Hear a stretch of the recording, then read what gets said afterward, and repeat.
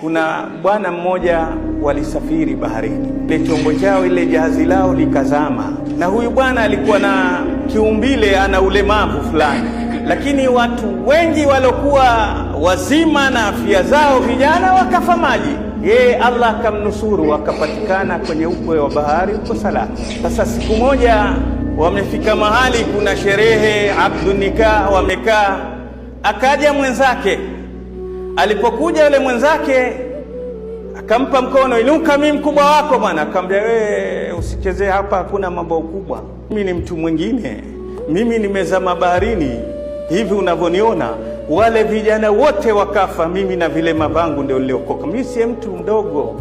Lakini ule bwana, tunavyosema kila mmoja ana muono wake, akamwambia, subhanallah, anta min shirari nas, wewe katika wale ndiye mtu muovu zaidi, kwa sababu Mtume sallallahu alaihi wasallam asema mwenye kufa maji ni shahidi.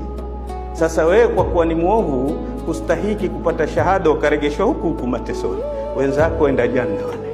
Kifo hakina alama ya kwamba ukinusurika kifo wewe ndio useme mimi niko sawa. Hapana, najati kwetu hakuna kuokoka duniani. Wewe madamu uko duniani ni kufanya ya bidii ya kuokoa kesho akhira. Dunia haina kufaulu ila utakapofanya mambo yatakayokufaulisha akhira.